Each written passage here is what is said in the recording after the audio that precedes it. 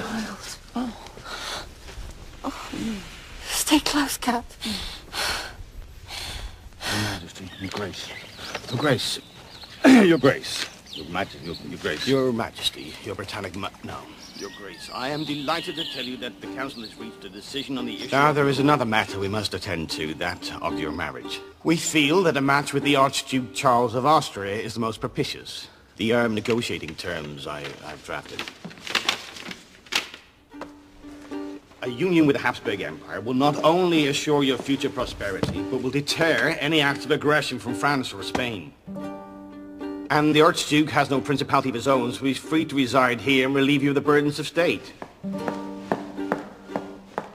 If sharing the sovereignty deters you, then let him be your consort. That too can be negotiated. God's breath, what worm of a man would accept such a meagre status? If he does, he will never grace my bed. In the months since my accession, Sir William, have I been negligent in my duties of state? The religious acts before Parliament in my name, the legislation for the relief of the poor, was I not instrumental in their construction? Your diligence is not in dispute, Your Grace. It is not fitting for a woman to bear such weighty responsibility on her own. Your duty is now to secure succession, provide England with an heir, as my duty lies in giving you advice without fear or favour. By all means offer your advice, my lord. But I am under no obligation to act upon it!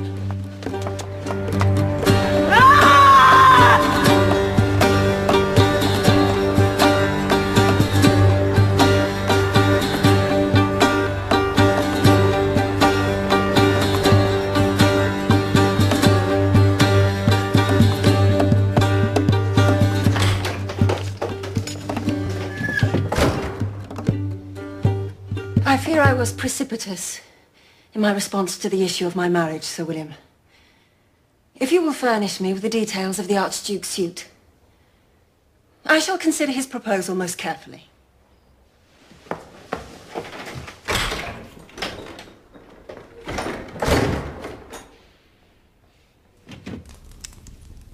So, the sharks have chosen a minnow to share your throne. The better to do their bidding. And Archduke Charles is but a puny boy, barely weaned from his mother's breast. As always, you exaggerate, Robbie. He is my age, more or less. And well endowed, so they say. In wealth and power, perhaps. In other respects. Had anyone bothered to consult me, I would have forewarned them. How even as a child, you vowed never to take a husband. Dear God, after what happened to your mother, who can blame you? Would you forego the chance of motherhood, Bess, for the sake of a childish vow? It's not only men who can be corrupted by power. An heir can be as much a threat as a comfort in that. But the love of a man is hardly that of a child. It can be as fickle. As can a woman's. But a woman ruler is not as other women, is she? Like the coin that bears her image, there are two sides to her. On the one, she embodies the feminine frailty of her sex. And on the other, she is the body politic, ordained by God. Well, then it is to the frail and feminine one I must appeal. Oh, but she listens only to the counsel of the other. And how can a woman be sure if a man truly loves her for herself, or for her power as queen? Cannot a man love them both?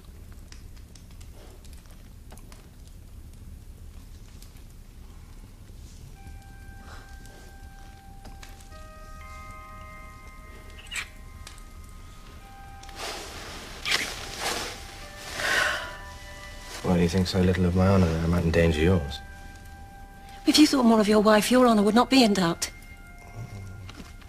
Your wit is your protection, Bess. But I fear it makes for a lonely bed.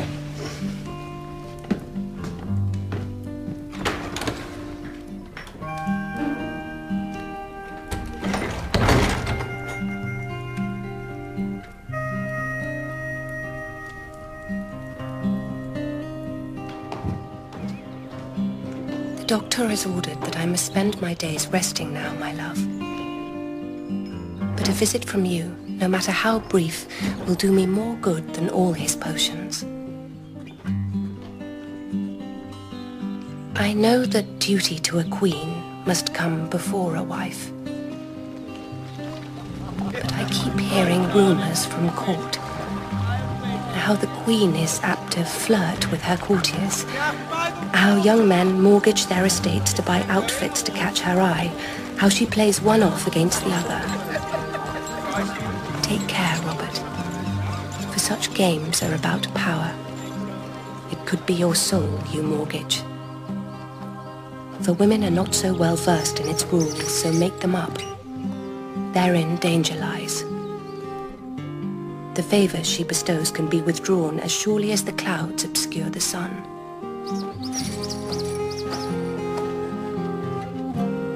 I see now, if my life has a purpose, it is to protect you from your vanity. And the price you will pay if you fall prey to hers.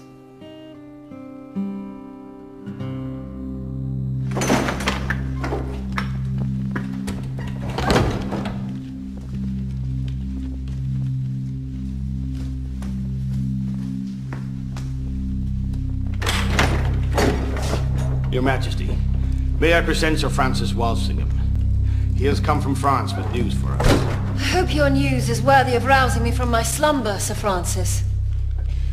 2 weeks ago, the King of France fell ill with an ear infection. He died on Friday in Orleans. As a widow, your cousin, the Queen of Scots, will now be competing in the marriage market to forge her own political alliance against us. I fear her youth and beauty are such. She will be a magnet for every Catholic prince in Europe. It is for this I was so rudely summoned from my bed. My agents inform me she plans to return to Scotland, Your Majesty, to rally her Catholic followers there. They boast she is the one true Queen of England. Only assassination can end your heretic rule. A view encouraged by the French who pledged to support that cause. Henceforth, you must be guarded at all times. All your food must be tasted, all gifts and tokens examined for poison. Your progress amongst the people must be curtailed. Curtailed? My best defense lies in the love of my people. How can they do that if they cannot see me? With respect, Your Majesty, your best defense lies in marrying someone the French will fear. I'm not so bereft of logic I don't know common sense when I hear it, Sir William. Have I not said I will consider the Archduke Charles's proposal most carefully? Now I bid you good night, gentlemen. Lest my own beauty suffer from my interrupted rest.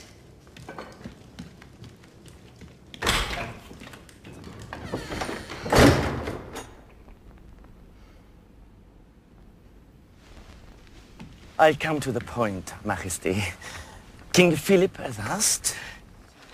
He asked me to ascertain if you would do him the honor of considering a proposal of marriage from him. Of course, the enmity such an alliance will cause could be costly for Spain.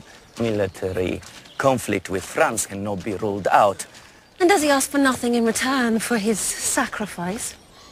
Converting to the faith of Rome is not such a sacrifice in your part, is it?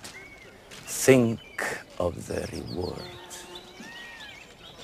Our two nations, bound by the sacred bond of marriage, Europe will be on its knees before us. We are but a small kingdom compared to the might of Spain, my lord. Such an alliance could threaten our nation state. My people will never sanction it.